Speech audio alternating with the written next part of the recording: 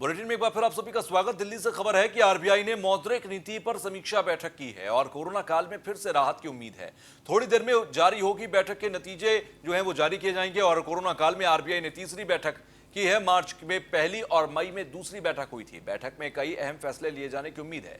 Corona काल में reserve bank के मौद्रिक नीति समीक्षा की तीसरी बैठक थी और बता दें कि कोरोना संकट की वजह से 2 बार समय में पहले बैठक हो चुकी है और अभी मार्च और मई में बैठक हुई थी। इसके बाद इन दोनों बैठकों में रिजर्व बैंक की रेपो रेट में कुल मिलाकर 1.15% कटौती की गई। बीते साल यानी कि फरवरी 2019 के बाद रेपो रेट में 2.5% की कटौती हो चुकी है। संजय सिंह हमारे साथ पॉलिटिकल एडिटर जुड़ गए हैं। संजय जी, इस बैठक से अगर देखा जाए तो किस तरीके के पॉजिटिव संकेत निकाले जा सकते हैं, क्योंकि रेपो रेट 2 बार कम की जा चुकी है, कुल मिलाकर पिछले 1 साल में 2.5% कम की गई है। देखिए, ये गवर्नमेंट की जिम्मेदारी बनती है और किसी भी राष्ट्र की जिम्मेदारी बनती है कि किसी भी संकट काल में अपने देशवासियों के साथ वो कैसे खड़ा है और किन परिस्थितियों में खड़ा है। सबको पता है कि मार्च के बाद से कोरोना काल में जब लॉकडाउन हुआ है तो लोगों के काम धंधे बंद हैं, उद्योग धंधे बंद हैं, लोग बुरी तरह से प्रभावित हैं। और ये लोग जिन्होंने लोन लेकर के काम अपनी इंडस्ट्री लगाए हैं, दुकानों को खोला है, तो वो ईएमआई नहीं जमा कर पा रहे हैं और उनके सामने एक बहुत बड़ा संकट पैदा हुआ है।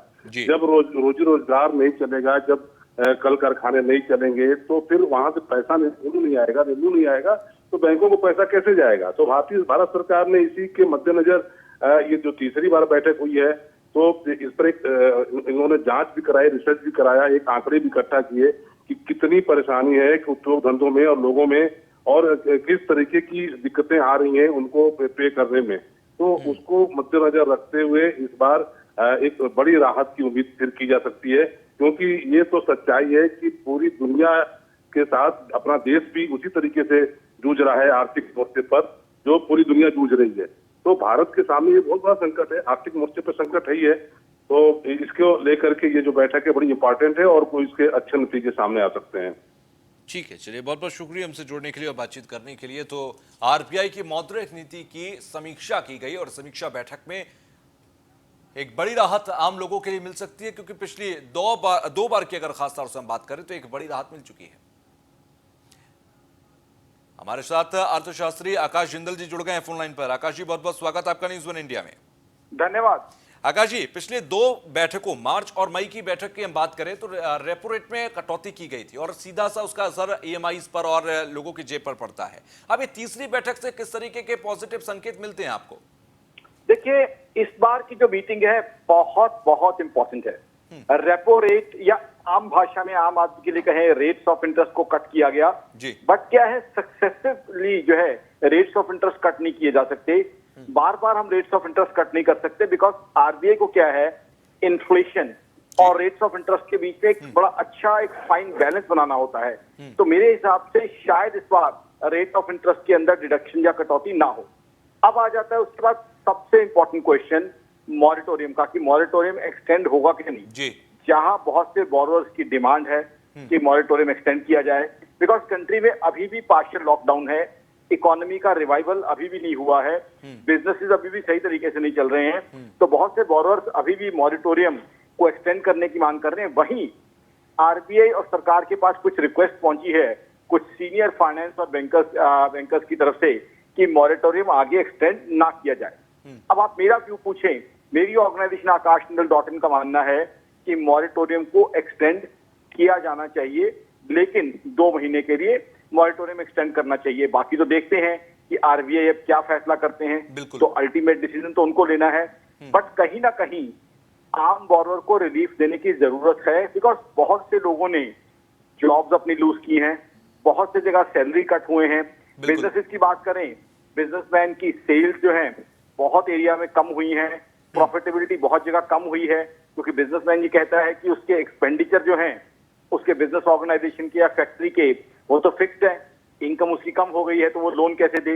इंडिविजुअल बोरोवर की बात करें, किसी ने हाउसिंग फाइनेंस लिया है, किसी ने कार फाइनेंस लिया है, अब अगर उसकी नौकरी नहीं रही है तो वो जो है कहां से अपनी जो है ईएमआई देगा, क्योंकि अभी भी जो है जॉब लॉसेस तो धीरे धीरे चल रहे हैं कॉर्पोरेट सेक्टर में। किसी की सैलरी में एक मेजर रिडक्शन आ गया है तो उसने तो अपनी ईएमआई सैलरी के हिसाब से प्लान की हुई थी, तो हाउ वुड ही पे हिज ईएमआई। तो I think this time the RBI meet is very, very relevant, very important for all of us. So I don't have much expectations as the rate cut, as far as rate cut is concerned, because already we have done the rate reductions. The repo rate has already been reduced to a good extent. But yes, moratorium would be a key issue.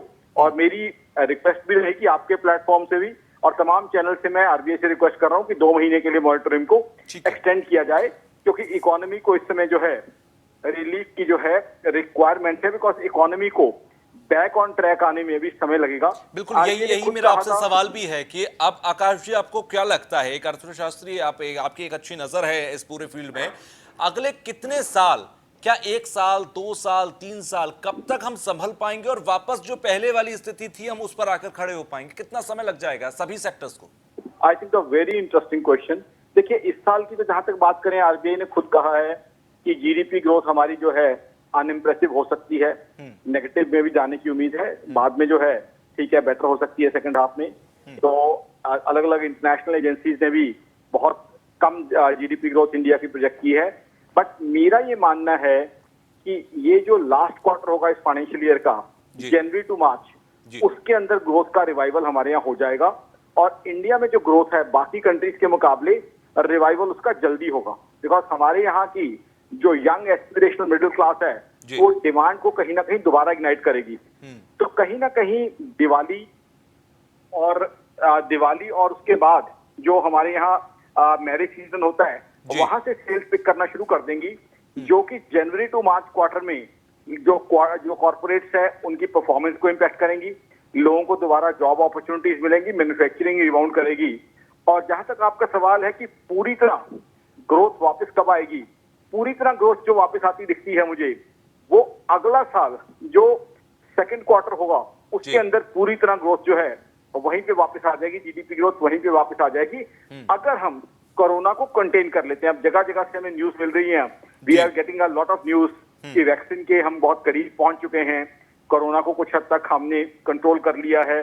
तो कहीं ना कहीं अगर हम vaccine practically वो हो जाता है शुरू और लोगों की वैक्सीनेशन शुरू हो जाती है, तो मेरे हिसाब से नेक्स्ट ईयर सेकंड क्वार्टर में will be able to bounce back at the same level, उसी लेवल पे इकोनॉमी दोबारा से जंग पर जाएगी, क्योंकि इंडियन इकोनॉमी की जहां तक बात करें इसमें रेजिलियंस जो है काफी है, दूसरी इकोनॉमीज के मुकाबले बाउंस बैक करने की कैपेबिलिटी हमारी ज्यादा है, और चाइना को लेके जो एवर्शन पैदा हो रही है दुनिया में उसका फायदा भी हमें मिलेगा। ग्लोबल इन्वेस्टर्स का पैसा यहाँ लगने की काफी उम्मीद है, हमारे प्राइम मिनिस्टर साहब ने अच्छा एक ब्रांडिंग बनाई हुई है इंडिया के लिए, उसका फायदा हमें मिलेगा। तो कहीं ना कहीं नेक्स्ट ईयर सेकंड क्वार्टर में मैं रिवाइवल पूरी तरह एक्सपेक्ट कर रहा हूँ। चलिए, बहुत बहुत शुक्रिया सर हमसे जुड़ने के लिए और अपने व्यूज रखने के लिए। तो सीधे तौर पर आज जो बैठक हुई है उससे क्या पॉजिटिव सिंपल्स आपको मिल सकते हैं, इस पर बात कर रहे थे आकाश जिंदल।